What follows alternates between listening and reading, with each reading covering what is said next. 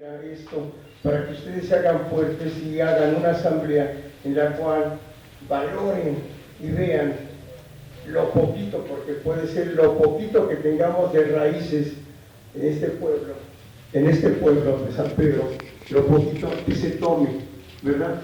Estoy leyendo yo aquí esto a la vez que estoy escuchando a ustedes y créanme lo que pues, nos han violado todos los derechos, no nada más del pueblo indígena, sino del ciudadano, ¿verdad? Entonces, pues, le agradecería también eso, que nos hiciera esto, dar un consejo para este fin. Gracias.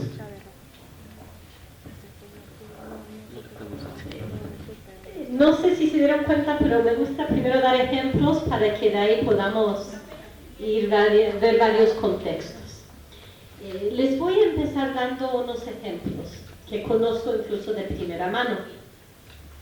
Vamos a hablar de Oaxaca.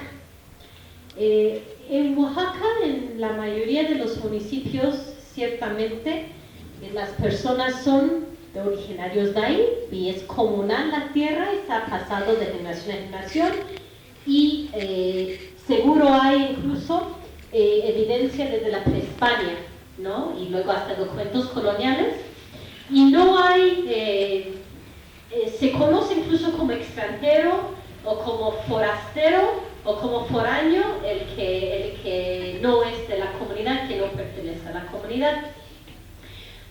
Pero aún en estas comunidades se conoce que hay obligaciones y después derechos. Entonces las comunidades internamente manejan padrones o listas internos que no tienen por qué jamás dar a conocer a nadie, de padrones de ciudadanos y aparte muchas veces de comuneros. Entonces, dependiendo de las normas de la comunidad, pero si yo ya me junté y tengo 16 años, o si ya tengo 18, yo ya soy ciudadana y voy a tener que empezar a cumplir con mis obligaciones. Lo que debo hacer es ponerme a disposición de la asamblea o de la autoridad. Voy a decir a la autoridad y ellos lo dicen en la asamblea. Pues fulana ya se está dando de alta como ciudadana, entonces está expuesta a los servicios, a los cargos, a todas las obligaciones. O ella salió a estudiar, tiene 30 años, ya regresó a volver a comprarse a la comunidad, porque se da un permiso, por decir, mientras estudias, ¿no? Ya que ya regresó, entonces te van a dar tu primer cargo, generalmente de topí o policía. Tienes que ya pagar las cooperaciones de la fiesta, del agua, de todas las cooperaciones de caminos, de todo. Tienes que ir al tequio o faena. Estas son y tienes que ir a la asamblea, si no estás sujeta a multas para todo lo que no cumples. Tienes obligaciones y luego derechos, ¿sí? Este es el caso más común. Es decir, aún siendo originaria, tienes primero obligaciones y luego derechos. Vamos a ir a un escenario dentro de Oaxaca, donde hay muchos no originarios de este lugar. Eso realmente es solo común en los municipios conocidos como conurbados, porque aunque son oaxaqueñas y oaxaqueños, por ser burócrata, maestra, etc., se fueron ya a vivir a la ciudad y bueno, entonces viven como se conoce en Oaxaca como foráneo, avecindado, no es originario de la comunidad. Entonces, déjenme regresar al escenario común. En los lugares donde no es común un foráneo, si llega a haber uno, por casamiento generalmente, tú también para vivir ahí tienes que cumplir con las obligaciones. Puede ser que tengas los mismos derechos que los otros o puede ser que nunca tengas todos. Por ejemplo, puedes ser ciudadano pero no comunero, ¿sí? Por ejemplo. Pero sí puedes vivir ahí, pero debes cumplir con las obligaciones y tienes derechos. A lo mejor es una o dos personas en el municipio, porque es hombre o mujer que se casó con otro, debe cumplir también, tiene derechos, tiene obligaciones, tal vez no todos los derechos, ¿sí? Ahora, en los conurbados que hay, voy a darles un ejemplo de un municipio que se llama San Sebastián Tutla. Los originarios viven en el casco del pueblo, como conocemos, aquí también se habla del casco del pueblo. Los originarios hacen cargos, tienen su forma de organización propia. Es uno de los municipios que se rige por asamblea, San Sebastián Tutla. Pero en su territorio hay un fraccionamiento enorme que se llama el Rosario, ¿no? Donde viven políticos, burócratas, y que su población será 3 o 4 mayor a los originarios de la cabecera. Los abogados muy activos y muy creativos de los avecindados de Rosario tienen unos 20 años que tienen la intención de que se cambie a partidos, porque no les interesa, no es su comunidad, no les interesa ni hacer cargos ni pagar cooperaciones, porque si fueran a ponerse a disposición de la asamblea, le van a dar su cargo y pagar sus cooperaciones y a lo mejor tendrá alguna participación, tal vez nunca va a ser comunero, pero será ciudadano, ¿no? Pero eso no es su intención y como son numéricamente muchos, han querido mayoritariar como forzosamente hacer quebrar al casco. Entonces digo que son abogados creativos porque me ha tocado acompañar de los asuntos dentro de la sala superior que está en el estudio y todo, de San Sebastián Tutla. Y el primer argumento que era clásico era que violaban la universalidad del voto, sus derechos político-electorales. Y ese argumento aparentemente iba a ganar fácilmente. Entonces la misma comunidad y lo que se pudo apoyar adentro con información que eso mucho es lo que ha sido mi función en el tribunal, como hacer publicaciones o dar información incluso en casos concretos para que las y los magistrados tengan mayor contexto, ¿sí? Pedir el peritaje antropológico, como que ayudar en esos asuntos. Hasta hice una publicación del tribunal que se llama Guía de Actuación para Juzgadores en materia de derecho electoral indígena, donde puse todas mis recomendaciones para los jueces y magistrados. Okay. Entonces, en el caso de San Sebastián Tutla, entonces se sensibilizó a las y los magistrados que si vamos con universalidad del voto, que es un concepto de sistema de partidos, se va a hacer que se extinga el sistema normativo indígena. Entonces, por mucho trabajo de sensibilización, no les dieron la razón a la mayoría, aunque son mayoría dijeron, la universidad del voto es de partidos. Acá tienes derecho a participar dentro del sistema normativo indígena. Haz tus cargos, haz tus tequios y entonces podrás participar en la asamblea. Pues eso no lo hicieron porque no les interesa. Entonces digo, creativos. Siguiente, cada 3 años impugna. Es terrible, ¿no? Para la comunidad. Cada 3 años que quieren nombrar a su cabildo, ¿no? Y ellos pagan mucho a sus abogados, ¿no? Además. Siguiente ronda, derecho a la consulta. Fueron al instituto y al tribunal electoral pidiendo que se consulta a todos. ¿Por qué régimen quieren regir? Pues si consultan a todos ellos ganan, son la mayoría. Y el tribunal local dio razón y ordenó a la consulta. Entonces llegó a la sala superior y era terrible porque hasta me tuvieron que curar del susto. Porque imagínense que era como presidente para el hecho de la consulta, todo lo que ya se consultarían a todos. Les consulten a los mestizos alrededor del territorio yaqui, también van a decir que sí al acueducto. No es posible, la consulta es a la tribu. Aquí la consulta, si acaso, no, sería decisión de los originales. Fue muy terrible porque ya estaba organizada la consulta con propaganda en los camiones y todo en la ciudad. Finalmente se va a derrotar a los caciques de San Sebastián Tutla que violan nuestros derechos, ¿no?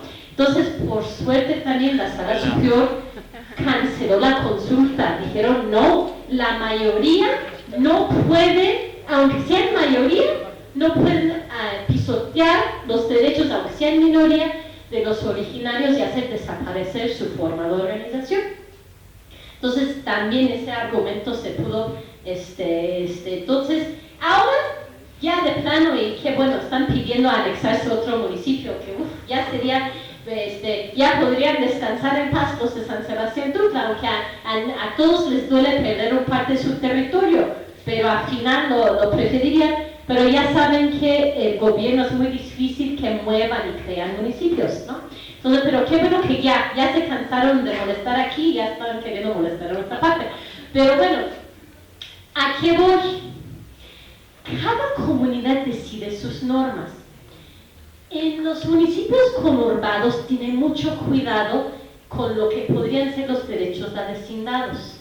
Generalmente no tienen derecho de participar o ir a la asamblea, aún los casados, porque pueden ser muchos numéricamente. Pues en la Sierra Norte es uno, pues está bien que haga los cargos, con gusto, que cumpla, no es una persona más para cumplir, porque bueno, no es un peligro a la colectividad y de todas maneras no va a ser comunero. Entonces tampoco va a afectar entrar a alguien que no es originario del territorio, pero cada comunidad norma eso y es parte de su derecho a la autonomía. Pensar cuáles van a ser las normas. Entonces depende de la realidad del lugar. Y en la misma asamblea tienen que decidir desde eso cuáles van a ser los padrones, y no es INE, no se usa INE en ninguna parte, menos aquí, para entrar a una asamblea. No, se usa un padrón propio de ciudadanos o de comuneros. Entonces, son de las preguntas primeras que se tienen que hacer. No sé si siquiera tienen un censo interno que necesitan tener. Las comunidades todos tienen su propio censo, que no es lo mismo que el INEGI. Necesitan saber familia por familia cuántas personas son, cuántas son originarias y no, y de ahí ya tomar determinaciones. A lo mejor dicen, vamos a exigir las mismas obligaciones a todas y que tengan mismos derechos. Está bien. Esto de cada comunidad tiene que poner sus normas. Esa es parte de la autonomía y la libre determinación, ¿sí? Claro que tal vez el otro lado, vamos a pensar que es como San Sebastián Tutla, su mayoría van a decir, nos violan la universalidad del voto. Tienen que estar preparados para decir, pues esas son normas que la asamblea decidió. Y está aquí el acuerdo de asamblea y tener sus justificaciones. Entonces, puede pasar o puede ser que ellos entiendan y ustedes digan, mira, hasta aquí, hasta allá. Esos son, las comunidades, las normas tienen que ser claras y los acuerdos en la asamblea claras y de ahí ir hacia adelante. Y es como eso pasa en todas partes del país. Hay normas sobre eso, sobre quién pertenece a la comunidad o quién no es solo foráneo. Son ese pan de cada día, no crean que es solo aquí, pero es algo que se tiene que discutir hasta que haya acuerdos y determinar. Bien, gracias, un aplauso. Cerramos esta sesión nuevamente y la recomendación que les hacemos es el ejemplar que les dieron a la entrada, lo continúen consultando. Siguiente tenemos la entrega de un reconocimiento a la doctora de esta participación en este taller. Entonces, un aplauso para la entrega. Gracias por su participación y apoyo a este taller. Pasamos al receso correspondiente, 15 minutos para la siguiente sesión. Gracias.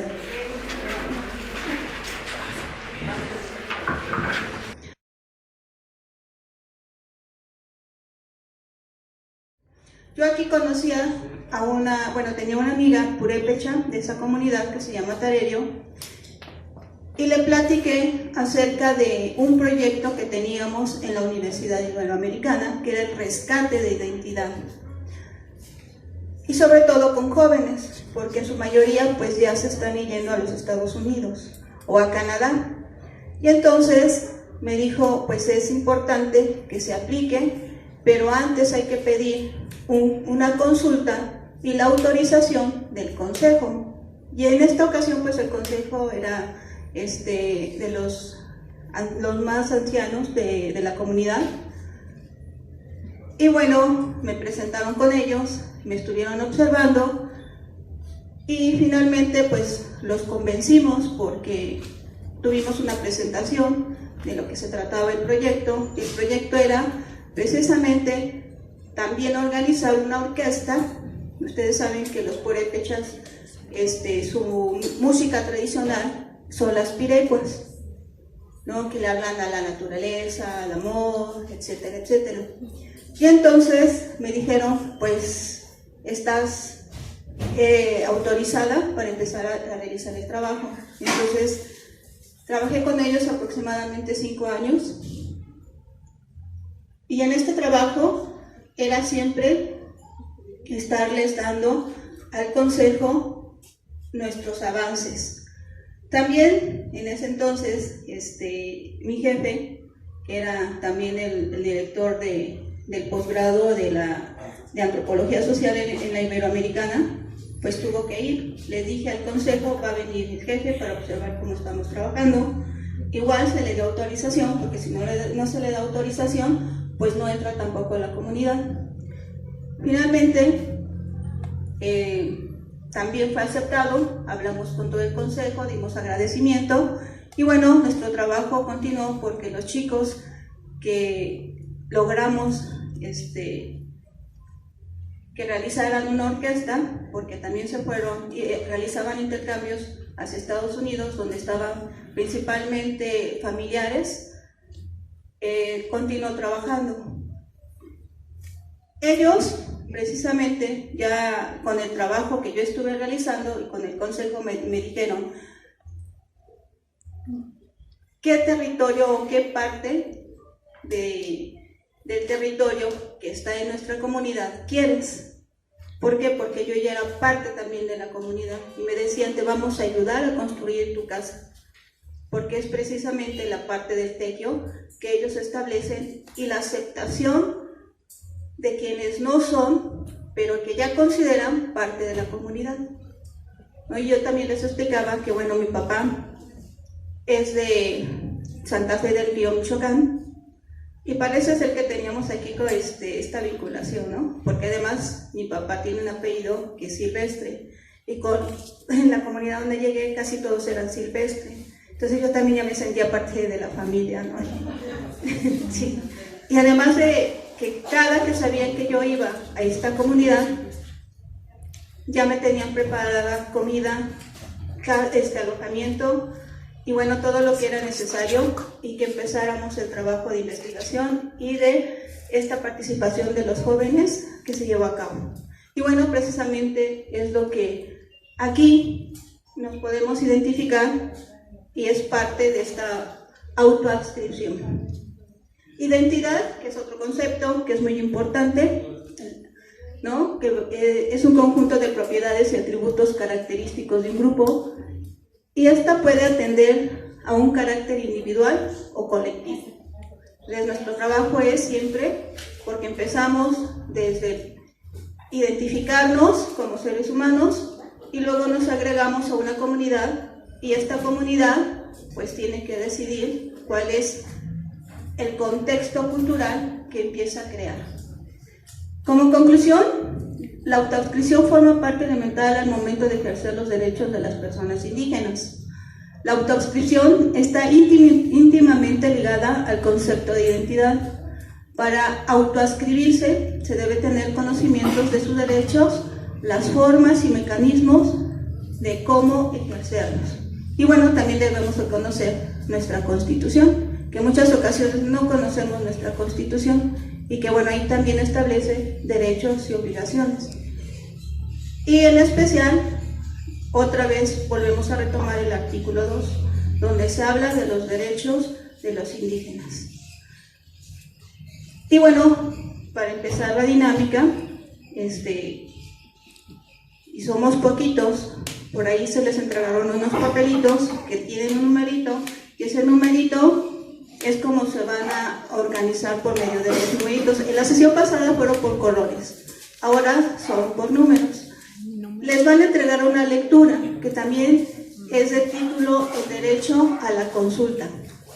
Y aquí es una hoja y media donde vamos a identificar los elementos que tienen que ver con los derechos a la consulta y los elementos que no tienen que ver con los derechos a la consulta, porque es importante. La doctora nos dio muchos ejemplos, sobre todo del estado de Oaxaca y del estado de Michoacán, y precisamente, aunque no nos pusimos de acuerdo, esa lectura también tiene ejemplos del estado de Jalisco, de Oaxaca y de Sonora. Entonces vamos a identificar estos elementos para poder concluir en plenaria con sus aportaciones y con algunas laminitas que también les traje una presentación de qué es el derecho a la consulta y que tiene que ver también con este acuerdo que nos mencionó la doctora, con el acuerdo 169 que estableció la Organización Internacional del Trabajo. Entonces, por favor, nos organizamos con el número que les tocó, leemos, sacamos los elementos que no son parte del derecho a la consulta y los elementos que sí son derecho a la consulta. Por favor, podríamos trabajar, no sé, en 20 minutos, 25